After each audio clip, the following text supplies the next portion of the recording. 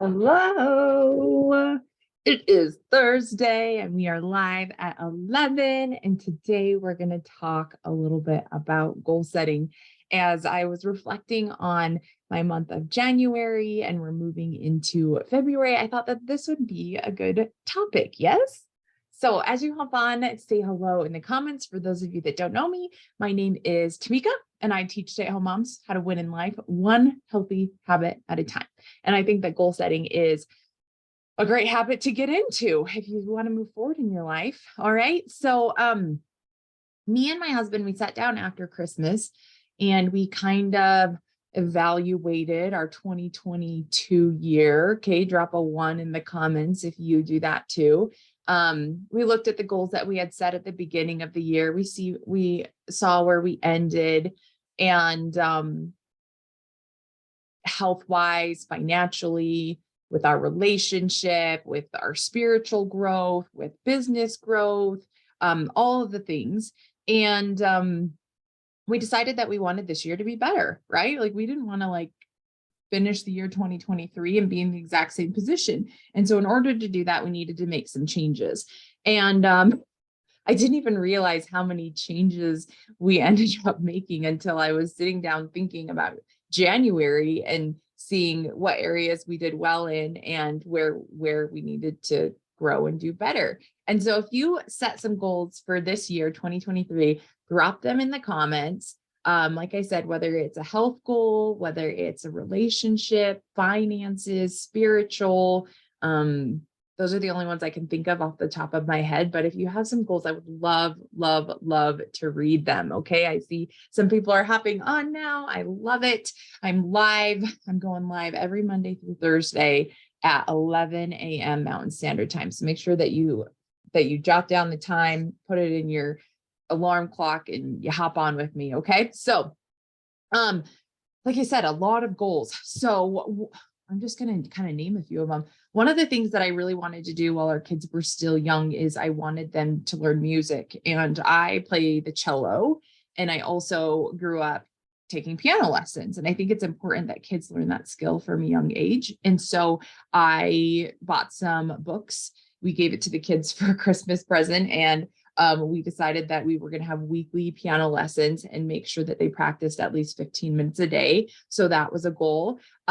We made a financial goal that we wanted to pay off $91,000 on our house, which meant that we needed to put $7,500 towards our principal every month. So, we're cutting back on our we're cutting back on our expenses. I have to tell you, I did not shop one time in January on Amazon for myself. Not a single time. I also did not make any random trips to Walmart to just buy a whole bunch of random stuff in their sale section or any candy, right? So I did really good in the month of January as far as my own personal shopping goes.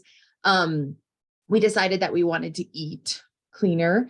And so on Sundays, I was in charge of meal planning for the week, and I have been consistent with that. And my husband is in charge of our workouts, which is interesting because I'm the personal trainer and yet he schedules our workouts, and he's the nutritionist and yet I schedule the food. But that's just because I'm picky about what I eat and he's picky about what he does for his workouts. So funny how that works out. But anyway, so on Sundays, he plans our workouts for the week. I plan the meal plan. We do grocery pickup on Monday, which has been a game changer. I don't know why I was so resistant to it because it's saving me time. It's saving us money. I literally can go and sit in my car and work while they bring out my groceries. I'm not taking the time to go through every aisle and buying a lot of worthless stuff that I don't really need just because I'm hungry. Drop a two if you're guilty for that one. And then we also get double the fuel points by doing grocery pickup. And so we're saving money on our gas.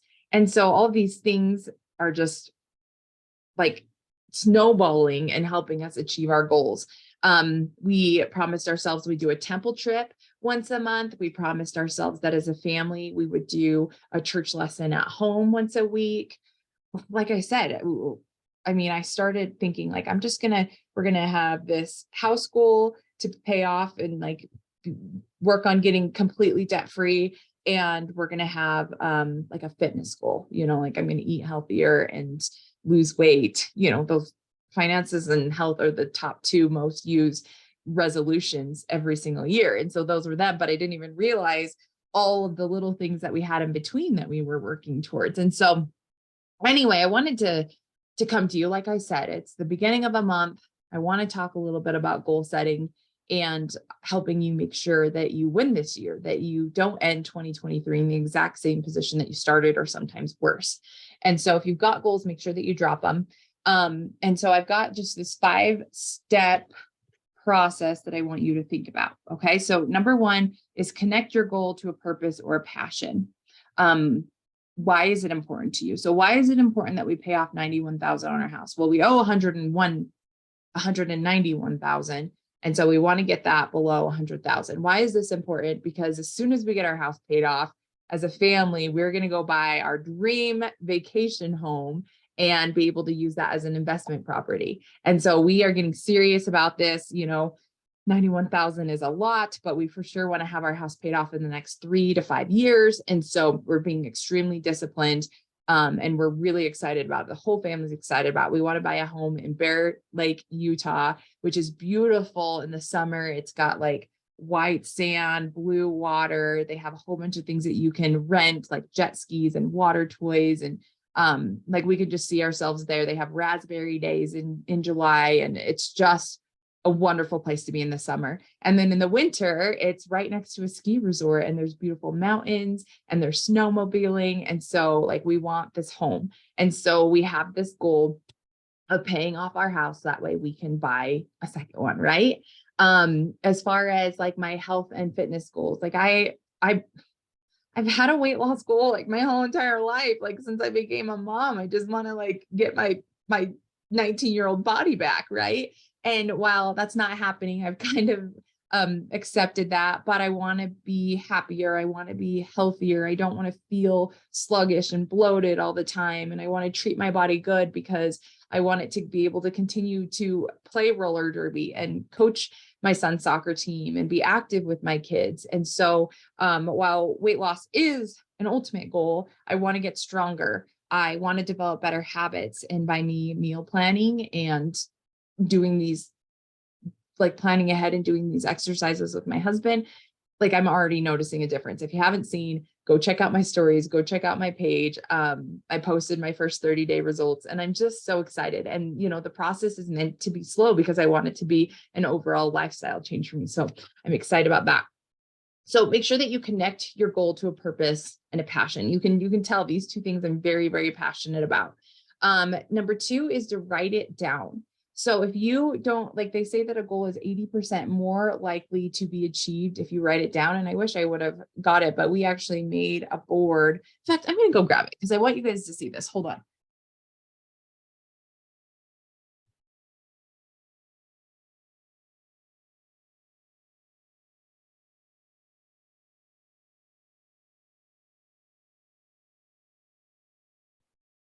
Running through my house like a crazy person, but so we actually made this board as a family at the very end of 2023, and we've got our 91,000 there. Each one of us set an income goal that we'd like to bring in for the year.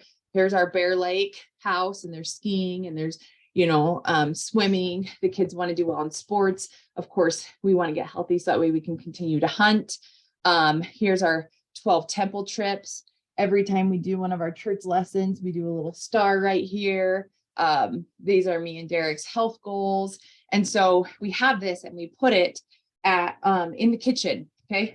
We just taped it up on the wall so that everybody can see it every day. And every time we do our, lesson, the kids are like, oh, do I get to put on the star? And then when we pay the house bill, we're going to be slowly but surely getting it all the way up. But being able to see this on a daily basis is very important. So whether you need to change like a screensaver on your phone or write it and put it on the back of your bathroom door because you go to the bathroom every day, you're going to see it. Sometimes I'll take a dry erase marker and I'll put it on the mirror in my bathroom. I've written it on a note card and I kept it in my car. I put it on light switches. So that way I can see my goal often to remind myself that this is important to me and to stay the course and make the decisions that I need to.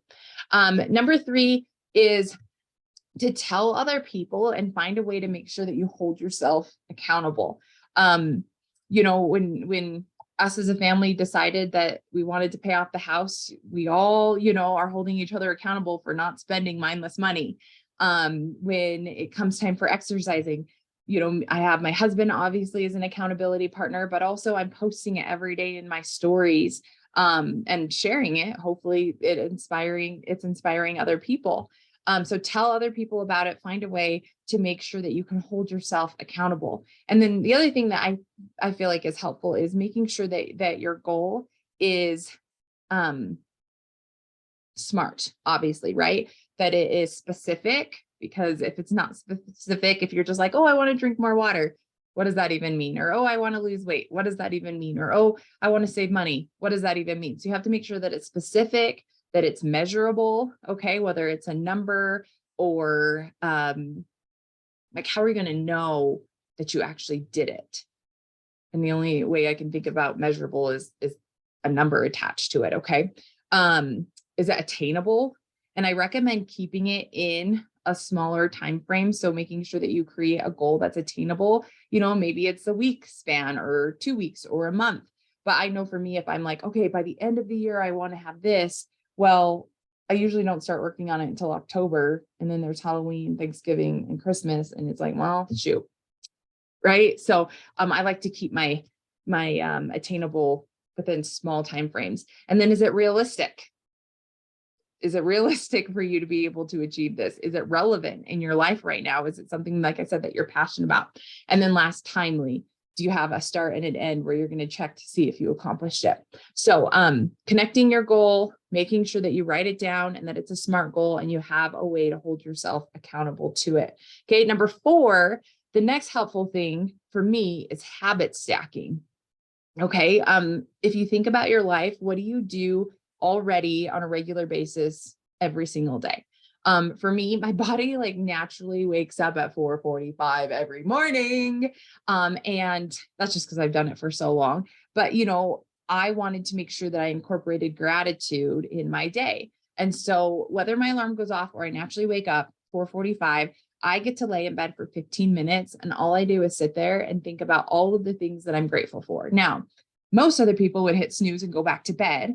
I choose to habit stack that I'm choosing to wake up at this time. So I'm going to go ahead and do some gratitude. Okay. And then what do? I get dressed, I go and I get my stuff that I need to for my workout. And I usually start my workout between 5 and 5:15, and it goes till 6 and 6:15.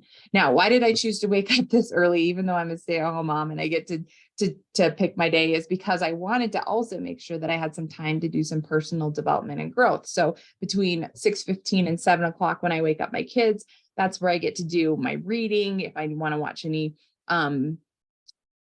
YouTube videos for personal development, spiritual development, read my scriptures, those kinds of things. I wanted to make sure that was important to me. So I wanted to make sure that I made time for that before my kids even woke up.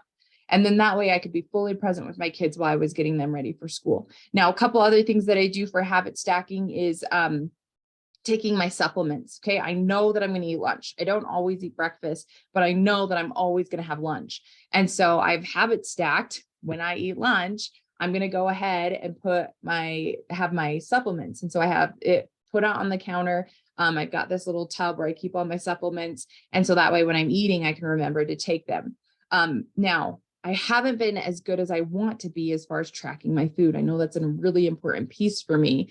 And so I've told myself that on that second bite is when I'm going to start tracking my food. The first bite, I just got to get it in. I'm so hungry, right? But the second bite, after that second bite, I can start inputting my food. Now, I haven't made that a habit yet, but I'm working on it. And it's just kind of an idea, maybe if I know I need to drink more water, but having a water bottle filled up in my living room. So that way, when I'm doing my personal development in the morning, I can drink it.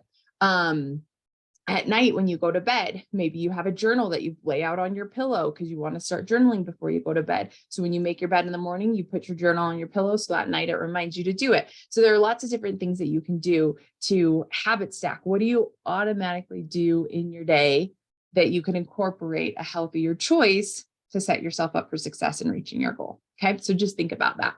And then the last thing is reward and review. At the end of the month, give yourself like some recognition for what you did well, and then review what you want to change for the upcoming month or your upcoming time frame. There are lots of times where I don't reach my goals. More often than not, I don't reach my goals. But what's important is that I learn from what I did. I continue doing the things that I did well to make it a habit. And then the things that I am not doing well, how can I change some things? And so, for example, like I said, I'm not so great about tracking my food. I need to get better. But what I've started doing is when I make my meal plans on Sundays, is I've started tracking what are the fats, carbs, and proteins in each of the servings and the meals that I'm going to have.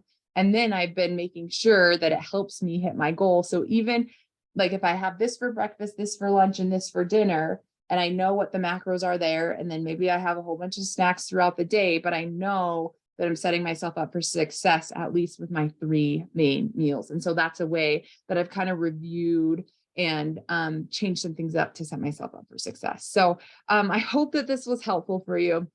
I would love to know what your goals are. I would love to know some of your tools, tips, and tricks that you use to accomplish your goals.